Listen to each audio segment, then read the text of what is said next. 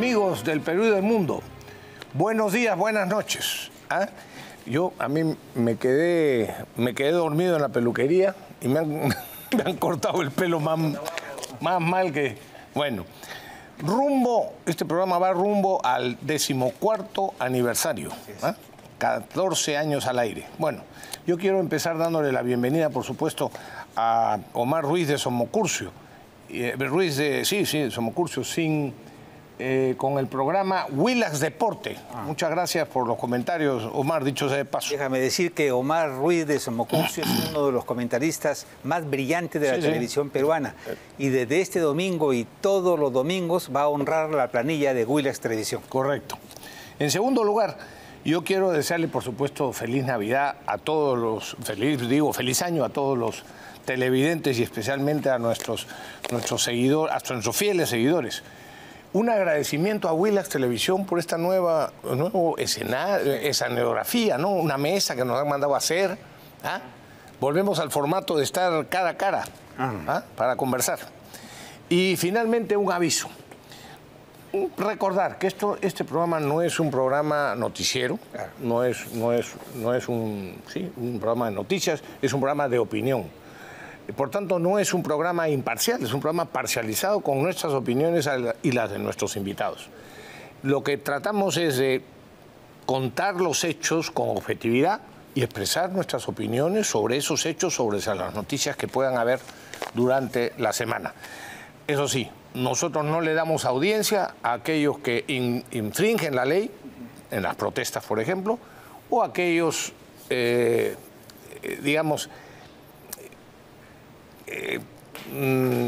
iba a decir comunistas, pero no necesariamente, a veces populistas o demagogos, a quienes francamente les darán espacio en otros medios de comunicación, pero en este programa no.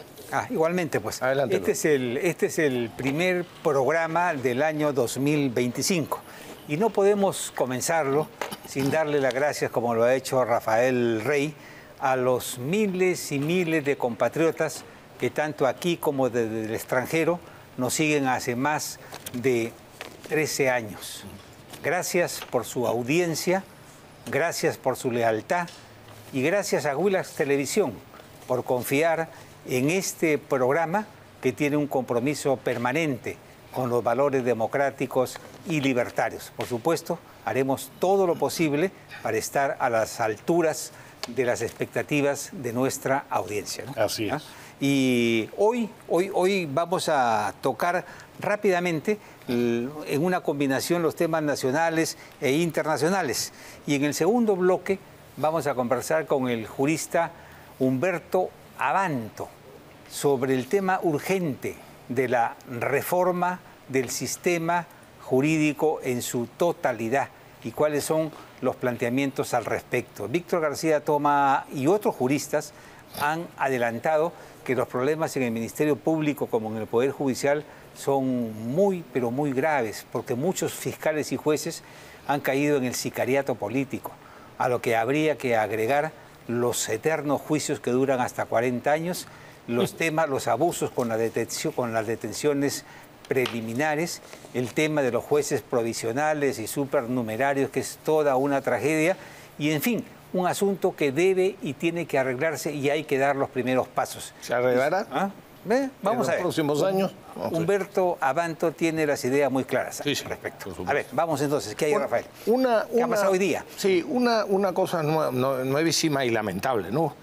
Que una vez más, otro atentado en la minera Poderosa, en Patás. Dinamitan una torre de alta tensión. O sea, un acto claramente terrorista. Yo sé que ahí discrepamos, Pepe, pero yo sí creo que en este tipo de casos, para estas situaciones de violencia tan dramática y tiene que entrar la Fuerza Armada en apoyo de la policía. ¿Habrá un costo? Bueno, habrá un costo. No es meterse contra toda la minería ilegal, pero lo que no se puede es permitir que haya una falta de autoridad y un descontrol absoluto en este caso con las mineras y contra los trabajadores. No, yo tengo una posición con respecto al Reinfo, pero no una posición dudosa con respecto al terrorismo. En estos casos, la ley tiene que actuar con todo el peso de la formalidad, porque no se pueden admitir este tipo de vandalismos en nuestro país. Así es. En eso sí lo tengo muy claro, ¿no? Bueno, ahora, y a nivel, por combinar las cosas, a nivel internacional, francamente, la primera noticia del año, lamentablemente, es la farsa de Maduro, ¿no? En Venezuela, ¿no?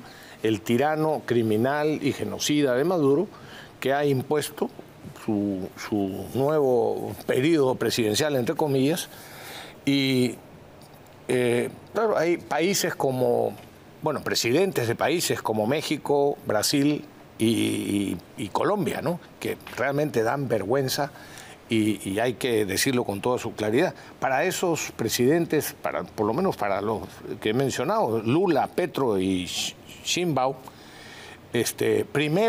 primero la ideología y después la democracia, ¿no? Sí, claro. O sea, más vale un dictador conocido que un demócrata desconocido, ¿no? O por venir.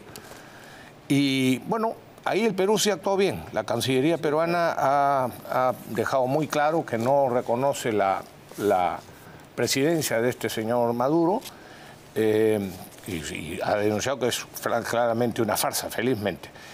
Pero lo que me llama especialmente la atención a favor es la posición de Álvaro Uribe, el expresidente de Colombia, que ha dicho que en su opinión no hay otra forma que una intervención militar internacional. Claro, ha dicho que con apoyo de Naciones Unidas, cosa que es imposible por el veto de una serie de países. Pero aún sin el apoyo de Naciones Unidas, con tal de que hay una serie de países en Sudamérica y en el mundo, en Europa, que estén dispuestos a librar a Venezuela de este tirano, yo creo que es una solución y además, lamentablemente, la única solución. Sí, claro, eso lo hemos sostenido aquí por meses, ¿no? Un pueblo desarmado y que marcha pacíficamente no tiene ninguna chance de poder sobrevivir ante una banda de criminales, ¿no? Así que los esfuerzos internacionales tendrían que centrarse en la presión, en quitarle las visas a todos aquellos que han estado, por ejemplo, en la juramentación. Si la Unión Europea y Estados Unidos se ponen de acuerdo en las sanciones económicas, se ponen de acuerdo en quitarle las visas, esa casta que gobierna Venezuela tienen su familia, viajan mucho, les encanta viajar a Europa y tienen sus hijos estudiando en las mejores universidades del mundo. Si se le bloquea ese camino y la presión se mantiene a nivel internacional, creo que podría haber alguna posibilidad de que esto pudiera terminar algún día, pero que ahí están y van a continuar, como lo alertamos hace meses nosotros también. Ahora, ¿sabes qué dice Cerrón? Nuestro partido saluda la juramentación del camarada Nicolás Maduro. Fíjate tú. Lo mismo dice el partido de Aníbal Torres y esta chica Anaí Durán, y lo mismo la bancada socialista de Bermejo. Estos son los mismos, que aquí hablan de democracia, de libertad y derechos humanos. Pero en los hechos envidian a Nicolás Maduro y cómo quisieran estar en el pellejo de Nicolás Maduro, porque les encanta un Estado autoritario y totalitario. Esta posición de los rojos en el Perú no es casualidad, ni es oportunismo. La democracia para ellos es una dulce florecilla que hay que aplastar, porque es el único obstáculo para alcanzar, según ellos, el socialismo. Para los comunistas, tengámoslo claro, el Estado es un órgano de dominación de clase y su meta fundamental, su objetivo fundamental es el de consolidar el poder de la llamada burguesía y no soltarlo, oprimir al pueblo, ¿no? Y entonces venden esta teoría y cuando por casualidad llegan al poder, ¿qué es lo que hacen estos caballeros que hablan de democracia, de libertad y de derechos sindicales y humanos? Lo primero que hacen es una nueva constituyente. De ahí... Una constitución, mediante una constituyente. Y luego a corrompen Fuerzas Armadas, Fuerzas Policiales, copan todas las instituciones y no lo sacan nunca más. La única forma en que los puede sacar es a balazos o con una intervención internacional, ¿no? Mientras eso no pase, todo lo demás es pura ilusión, ¿no? La lección, creo que debemos de extraer nosotros, es que debemos mirarnos en el espejo de Venezuela, en el espejo de Nicaragua, de Cuba, de Bolivia, que es lo que por donde habríamos transitado nosotros si el golpe de Estado del señor Pedro Castillo hubiera tenido alguna posibilidad de éxito. Aquellos, yo leo en la prensa los comentarios, ¿no? Y aquellos que dicen que el pueblo unido jamás será vencido, le digo depende. Si se trata, como en el caso de Venezuela, de hombres muy valientes, muy decididos, pero desarmados, no tienen ninguna chance. Recuerden ustedes que cada vez que ha habido un golpe de Estado de derecha, por ejemplo, ¿no?, por lo general entregan el poder al cabo de un tiempo. Por ejemplo, Pinochet, ¿no? Pinochet se extiende pues, cuando hay dictaduras, sí, pero lo ceden. Sí, Pinochet en 1988 hizo una consulta popular. Sí, claro. Le preguntó y ganó. Le preguntó a los chilenos si podía alargar su mandato. Sí, continuar le en dijeron el poder. que no. Y el 54%, 54.6% de chilenos le dijeron no. ¿Y qué hizo Pinochet? ¿Se atrincheró en el poder? No. Es decir, convocó a elecciones, sí, y le entregó el poder a Patricio Aylwin de la democracia cristiana. Lo mismo pasó en Argentina con Raúl Alfonsín. ¿Y aquí? El presidente de la Junta Militar le entregó el poder también. Aquí Morales Bermúdez entregó el poder también. En Uruguay, en 1984, lo mismo, ¿no? A ver, díganos, ¿qué dictador, ¿no? ¿Qué dictador de izquierda ha convocado elecciones de propia iniciativa? Y leía también las declaraciones del secretario general de la OEA, el señor Luis Almagro, también conocido como el doctor Palabras, solo palabras, ¿no? Él dice, si la democracia se respetara, González Urrutia sería presidente. Colón, ¿no? Y luego califica la situación de Venezuela como crítica, ¿no? Como crítica, ¿no? Y rechazó la posición del señor Maduro y resaltó que lo que tenemos por delante, el reto que tenemos por delante es consolidar una cultura democrática en América Latina. Eso significa pues que Maduro se queda hasta que le salga la última cana, hasta que su hijo sea heredero, ¿no? Eso es esto es lo que plantea el secretario general de la OEA, Luis Almagro, ¿no? Y yo me quedo con lo que dice Bukele, pues, ¿no? No confíen en los organismos internacionales, no confíen en la OEA, no confíen en las Naciones Unidas, está compuesta por burócratas, está compuesta por vividores y sinvergüenzas que lo único que hacen es vivir suntuosamente mientras se disfrazan, ¿no?, de demócratas, de luchadores por la libertad, y cuando las papas queman no hacen absolutamente nada. El mensaje para Venezuela es que si ellos no se organizan, que si ellos no se deciden a luchar por su país y por su libertad, bueno, lo que les queda son las cadenas, ¿no? O la intervención armada. O la intervención armada, que yo la veo difícil. Que yo la veo difícil porque Trump no... Sí, difícil por supuesto, difícil por supuesto. Trump, no te olvides pero que por menos Estados Unidos ingresó a Panamá y sacó a Omar Torrijos. Trump habla mucho, pero él es un negociador. Él cuando habla de Groenlandia, por ejemplo... Sí, es verdad. Es para negociar. Es negociador. ¿No? Ya entró en una etapa de negociación. Cuando habla que Canadá debería ser un estado más de la Unión Americana, lo que está buscando es una frontera militarizada y donde no puedan entrar los migrantes, ¿no? Cuando le dice a México que le va a dar el 25 o el 100% le va a subir los aranceles, está negociando, porque va a negociar. Sí, claro, igual con China. Y con lo de Venezuela, él va a preguntar, ¿quién está mandando en Venezuela? El señor Maduro. ¿Quién los ha puesto en el poder? El pueblo venezolano. ¿Y yo por qué tengo que sacar las castañas del fuego? ¿Yo por qué tengo que mandar tropas y comprarme una guerra? No, él es muy pragmático. Y además de eso, Estados Unidos tiene algún problema para tratar con Vietnam, tiene algún problema para tratar con China, tiene algún problema para tratar con Rusia, ¿no? No, pues, no. Entonces, ¿por qué se compraría el pleito con Venezuela? Nosotros decimos, debería de comprárselo. Si mete sus narices en todas partes, métanla pues en América Latina a favor de la democracia, ¿no? Se meten en Kuwait, se meten en Irak, ¿no? Claro, por petróleo. Claro. Bueno, en Venezuela también hay petróleo.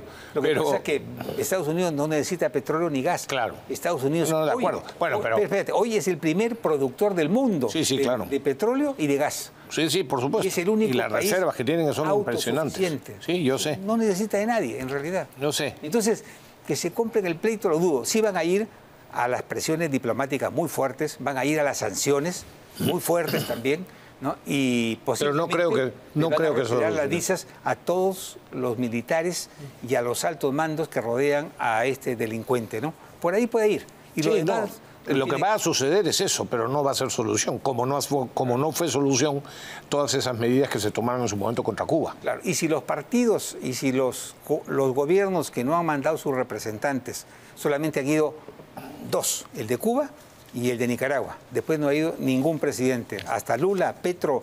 Y no han ido. No han ido. Han mandado a su embajador. Sí, yo sé. Como una cortesía, ¿no? Pero lo que hay es una especie de un apestoso en el continente. Pero si los países se animasen a romper relaciones diplomáticas con Venezuela y a aislarlo internacionalmente como un paria, entonces sí, podría haber una reacción de los propios militares venezolanos y podría dársele valor al pueblo para una lucha más consecuente, más dura, más difícil. No estoy tan seguro. Mientras eso no suceda... Ningún general, Pepe, va a traicionar. Además, son cientos. Muy difícil. Pero en cambio, en una intervención militar con una fuerza internacional, yo sí creo que los soldados, es decir, las tropas, los que tienen que disparar, sí se podrían rebelar. Ahí sí. Pero bueno, veremos. Pero lo que es increíble es que haya que conformarse con que Venezuela es otra Cuba, ¿no? Y aquí no lo olviden, inaceptable. Nos hemos salvado a las justas, a las justas y de milagro. Gracias de ir por ese camino. Gracias al propio tontonazo de Gracias Castillo. al propio Castillo que cometió ese error descomunal, gracias a este Congreso de la República que consiguió 104 votos para vacarlo, si no, no lo hubiesen podido detener, y gracias a las fuerzas policiales sobre todo, y a las fuerzas armadas que estuvieron a la altura del reto constitucional, ¿no? De otra manera, habría en estos momentos millones y millones de peruanos buscando a dónde irse a vivir, porque aquí no tendrían posibilidades, ¿no? Con una dictadura neosenderista, ¿no? Efectivamente. Bueno, y se nos viene un año, Rafael. Sí, electoral, básicamente. Absolutamente electoral. Básicamente. Un año interesante en muchos sentidos. En abril, por lo pronto, van a suceder 3 hechos importantes. Primero, Dina Boluarte tiene que convocar el 12 de abril las elecciones generales para el año 2026. Ya es la convocatoria oficial. Ese mismo mes, en abril, se cierra el padrón electoral. RENIEC cierra el padrón electoral. Así que los que no están al día o están mal, arreglen, aún tienen tiempo. Y vence el plazo máximo para que se publique, para que el Congreso ya no pueda dar leyes que puedan influir en el próximo proceso electoral. En mayo terminarán las conversaciones de las alianzas que pudieran haber en el próximo proceso electoral, y rápido, porque en junio y julio tienen que escribir sus alianzas ante el Jurado Nacional de Elecciones, y luego vendrán las tachas y todo lo demás, ¿no? Después del 28 de julio, por razón de lógica, ya no se puede vacar al presidente, ¿no? Y el último año de gobierno, dice la Constitución, no cabe la vacancia de por ningún motivo. Al Congreso tampoco, así que ahí la historia está concluida, ¿no? Y en agosto y noviembre es el momento de los precandidatos, de las luchas internas, de los congresos partidarios, si es por elección directa o es por delegados, ¿no? En fin, ya eso es agosto, noviembre. Y en diciembre es la fecha límite para la inscripción de fórmulas y listas de candidatos para las elecciones generales de 2026. Y en enero, se supone, comienza a fuego rápido la campaña electoral. Yo les digo que los partidos serios terminan su campaña electoral en enero, y lo demás que sigue es un repaso nada más de sus posibilidades. Los que recién comienzan su campaña ahí están muertos. Y luego se ha calculado que va a haber unos 50 partidos políticos inscritos. Si esto no pasa en la valla del 5%, que no la van a pasar, 47 de estos partidos van a desaparecer después de las elecciones generales, y van a quedar 5 o 6 partidos, eso es todo. Pero van a haber más o menos unos 8.000 postulantes, 9.000, 13.000 en total. Es una barbaridad, ¿no? Es una barbaridad, ¿no? van a haber 6.300 candidatos para diputados, 2.980 para el Senado, ¿no? Y vamos a ver cuántos, unos 20 candidatos a la presidencia, ¿no? Yo me imagino que este es el cálculo que ha visto Dina Boluarte y por eso les pide a los futuros candidatos que por favor, dice, ¿no? En lugar de agarrar de piñata al gobierno, se enfoquen en sus propuestas de gobierno y en llevar candidatos serios al Congreso, ¿no? Pues, por supuesto que no le van a hacer caso, ¿no? El agarrar a palos a Dina Boluarte y a todo gobierno que se va es un deporte nacional, ¿no? De otra manera, ¿cómo podrían hacer campaña? Así que si la señora Boluarte espera que le dejen en paz, está bien equivocada, ¿no? Ahora, nota, Rafael, a Dina Boluarte, muy buena. Le preguntan a Jaime de Altaus cuánto de nota le pone al gobierno de la presidenta Dina Boluarte. Entonces, él dice, yo le pongo un 0,9. Pero hay que decir que Dina Boluarte es mejor que Pedro Castillo, evidente, ¿no? Y sus ministros también son mejores que lo de Castillo. Pero su falta de liderazgo frente al crimen y el freno que esto significa para las inversiones, evidentemente le han pasado factura. Yo le pondría por eso un 0,9. Ahora, Rafael es más estricto. Yo le pondría un 0,8. No por el cofre, no por la nariz, ¿no? Y otras tonterías o telenovelas turcas que la prensa se ha inventado, ¿no? Sino por la estupidez, ¿no? Del Rolex, ¿no? Y... ¿Estupidez? Bueno. ¿O el escándalo? El escándalo del Rolex y por lo de Petroperú, eso es por supuesto. Es un verdadero atentado contra las finanzas públicas, ¿no? Su gran mérito, como lo hemos dicho aquí antes, es el de no haberse corrido, es el de haberse puesto la banda presidencial y el de haber enfrentado a esa conspiración nacional e internacional que se volcó contra el gobierno para sacar de la cárcel a Pedro Castillo y instalarlo nuevamente en la presidencia de la República. Ese es su mérito, ¿no? Y yo creo que en algún momento se le reconocerá, ¿no? Ahora es bien insoportable en sus comentarios y en sus intervenciones públicas. Pues es que no es líder. No solamente no es líder. Podría quedarse en silencio en lugar de decir tonterías, una detrás de otra, pero bueno. Bueno, si nos guiamos, yo quiero decir esto, Rafael. Si nos guiamos por las noticias, es impresionante leer los diarios, ver los canales, ¿no? Por lo general, todas son noticias sangrientas o negativas. Nadie pide, por supuesto, nadie pide que omitan nada. Aquí tenemos que hacer una lucha frontal contra la corrupción y es importante que haya titulares y primeras planas. Tenemos que enfrentar otros temas que son también dramáticos, ¿no? Pero hay que hacerle un pequeño espacio a las buenas noticias que las hay, ¿no? Por ejemplo, ¿no? El éxito del gobierno, o mejor dicho, de la Constitución del 93 y de la tecnocracia del BCR es el control de la inflación. Vamos a cumplir casi 30 años con una inflación de un dígito, ¿no? Lo cual es toda una hazaña, ¿no? Además, el sol se ha consolidado como la moneda más fuerte, más estable de América Latina. Tan estable que es preferible ahorrar en soles que en dólares, ¿no? No, por supuesto. Tiene más rendimiento. Sí. Y otro hecho que me parece que podría destacarse es lo que ha pasado en el Ministerio de Energía y Mina este año, donde la cartera de proyectos mineros es de 52 proyectos y eso significa una inversión de 60.000 millones de dólares. Mérito, por cierto, no del ministerio, sino de los inversionistas o de los mineros. También se habla, pero y del marco adecuado que les están dando para hacer esas propuestas, ¿no? Bueno, el marco está dado. El problema está, o sea, es verdad que últimamente el Ministerio de... Castillo era imposible. Así es, a eso voy. A una el Ministerio... Sierra Minas, correcto, de acuerdo. También se habla poco o casi nada de la milagrosa agroexportación. Hace 20 años no pasábamos... Incluso con la ley de incluso con la ley... Con la derogatoria de la ley de promoción agraria. Así es. Imagínense lo que podría desarrollarse la agroindustria si es que volviéramos a tener una ley favorable. Hace 20 años no pasábamos de los 600 millones, ¿no?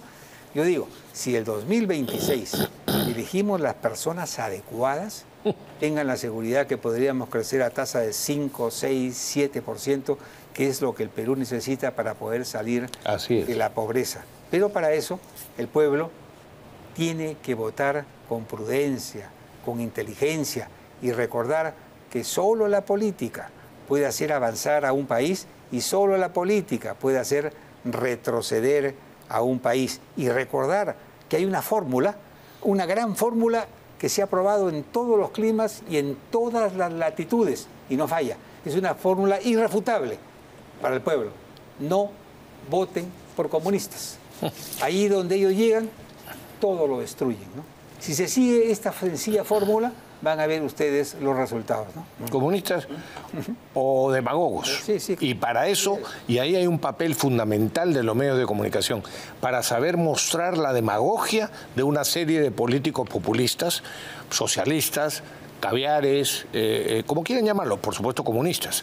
Y ese es el asunto. La prensa, cuando no cumple con su tarea, entonces lo que hacen es fabricar candidatos o popularizar candidatos, por ejemplo, como Castillo, como en su momento Vizcarra, como en su momento Toledo, y así podríamos seguir. Oye, dime, y fíjate, acá a veces se tiende a subestimar el poder de los caviares, y no hay que hacerlo, ¿ah? Porque si bien es cierto que ellos han perdido la SUNEDO, han perdido el Tribunal Constitucional, han perdido la Defensoría del Pueblo, siguen teniendo... ellos tienen un grueso sector de simpatizantes en el Ministerio Público, claro, en el Poder Judicial, y controlan casi todos los medios de comunicación. Me imagino que con el beneplácito de los accionistas mayoritarios, porque no se entiende por qué los productores, los jefes de producción de cada los editores, son rojos, los editores son rojos, ¿no? Rojos o caviares. Y los accionistas se supone que son recontracapitalistas, pero en los hechos se comportan como cómplices de los rojos, sí, absolutamente, como cómplices del atraso, del subdesarrollo, y después le exigen a los gobiernos que se comporten de esta y de otra manera, y ellos avalan la estupidez en sus propios medios de comunicación. La avalan y, como digo, en algunos casos la fomentan. Claro que la fomentan, por supuesto, ¿no? Bueno, una noticia que sí es buena, pero que también hay que hacer algunos comentarios para situarla. Se va a inaugurar el 29 de enero, en principio, el nuevo aeropuerto. Es una buena noticia, efectivamente, como fue en su momento una buena noticia lo de la inauguración del puerto de Chancay, como ha sido también la inauguración del muelle sur de DP World en el Callao, etcétera, etcétera. Hay, como tú has dicho hace un momento, Pepe, algunas buenas noticias, por supuesto. Ahora bien, igual que lo de Chancay, en este caso, el Estado ha incumplido con su deber de brindar la infraestructura adecuada. Por eso, el ingreso ahora, a raíz a partir de la inauguración, el ingreso al nuevo aeropuerto va a ser a través de unos puentes temporales, y tú sabes que en el Perú lo temporal se convierte lamentablemente en definitivo, unos puentes temporales para cruzar el río por la avenida Morales Duárez, porque el puente del ingreso definitivo está más al oeste, digamos, no está todavía preparado ni va a estarlo para la inauguración. Por supuesto, ese puente definitivo, por cierto, está planificado por el gobierno para el año 2027. Así tenemos que hacer. Se inaugura el aeropuerto, pero el ingreso adecuado y proyectado recién estará en el 2027. ¿Por qué? Porque los gobiernos, porque no es solamente también el de Castillo y también el de Vizcarra, no han cumplido en su momento con las inversiones que tenían que hacerse desde el gobierno. Y por otro lado, va a ser un ingreso solo vehicular. Eso es raro. El ministro de Transportes ha dicho que los aeropuertos, en los aeropuertos solo se ingresa por vehicularmente. No es verdad. Hay montones de aeropuertos en el mundo que por supuesto se puede entrar caminando. Y entonces, bueno, va a haber un ingreso solo vehicular en autos o en buses, pero no peatonal. Después, es sintomático que la estación del metro, entiendo, bueno, la que están construyendo, no está dentro del aeropuerto, está en la entrada del aeropuerto actual, o sea, en la avenida Fawcett, cosa que también es una falta, en todo caso, si es así, es una falta de planificación muy grave. Después van a funcionar supuestamente unos buses llamados aeroexpresos, pero van a funcionar de 4 de la mañana a 11 de la noche. Y si los aviones llegan entre las 12 de la noche y las 4 de la mañana, la gente tendrá que esperar. O sea, esos anuncios realmente o se piensan mejor o se hacen las cosas diferentes, ¿no? Y finalmente, tendremos, por supuesto, vayan preparándose una inauguración con discurso del ministro de Transporte respectivo y con el discurso de la señora Dina Boluarte. Por supuesto, atribuyéndose a ellos el mérito de inaugurar esa obra. Así fue con el Muelle Sur en el Callao, así fue con el puerto de Chancay y así va a ser con el nuevo aeropuerto, que no son en absoluto mérito de este gobierno, porque vienen de las concesiones de gobiernos anteriores. En fin, hay gente que no está dispuesta a reconocer lo de otros y que se atribuyen a ellos mismos el mérito. En fin, son los mediocres que no reconocen los méritos de otras personas. A ver, esto tiene que ver con el fiscal Pérez y con la señora Keiko Fujimori. Ante la posible anulación del juicio contra Keiko por el caso Cócteles, Rafael, el fiscal Pérez entró en crisis, ¿no? Una más. Y amenazó a los jueces. ¿Ah? Mira la cara de... Esto es lo que le dice, esto es lo que le dice al tercer juzgado penal colegiado nacional, nada menos. Eso es lo que dice. ¿Cómo van a proceder ustedes, magistradas y magistrados? Si optan por anular el juicio, el criterio de la Fiscalía, es decir, de él, ¿no?, es que ustedes dejan de ser jueces independientes de un Estado constitucional de derecho y se convierten en una especie de jueces, en un Estado legal de derechos propio de una dictadura. En mi opinión, esta es una amenaza, impertinencia, por lo menos, ¿no? Una impertinencia muy seria, muy seria, que ningún tribunal le puede admitir. Si esta sala penal le permite este tipo de atrevimientos a un fiscal de tercera línea y a cualquiera, así sea de primera línea, ¿no?, es decir, significa que su moral está por los suelos. Así es. O significa que tienen un techo de vidrio gigantesco que cualquiera lo puede amenazar públicamente. Así si no hacen mi voluntad, los investigo, los denuncio, ¿no? Así es. ¿Eso está pasando en el Poder Judicial? Caracho. Porque de otra manera no se atrevería este señor a decir esta barbaridad, ¿no? Por supuesto. Y luego lo del señor, ¿cómo se llama el director del Museo del Lugar de la Memoria? Manuel... Burga. Manuel... Ya no es, ¿no? No, así es, ya no es, lo han sacado al tipo, ¿no? ¿Y qué pasó? Él seguía tercamente tratando de tergiversar la historia. Por ejemplo, hace una semana nomás, 3 semanas, insistió en el tema del asesinato de Pedro Wilca, ¿no? Decía que había sido asesinado por el Grupo Colina. Y que los de Chavín de Huanta habían ejecutado extrajudicialmente a los... Es decir, por el Estado peruano, a pesar de las evidencias, a pesar de las pruebas, a pesar de que ya está clarísimo que fue Sendero Luminoso, reconocido por ellos mismos, ¿no? Sin embargo, el tipo insiste en la difamación como su forma de hacer historia, ¿no? Así son los rojos. Entonces, esto por estos y otros errores, vamos a tratar de convertir el documento del Museo de la Comisión de la Verdad en una especie de documento sagrado. Es otra barbaridad, pues, ¿no? Finalmente lo han sacado, ¿no? El asunto que está fuera, ¿no? Y es una buena noticia, ¿no?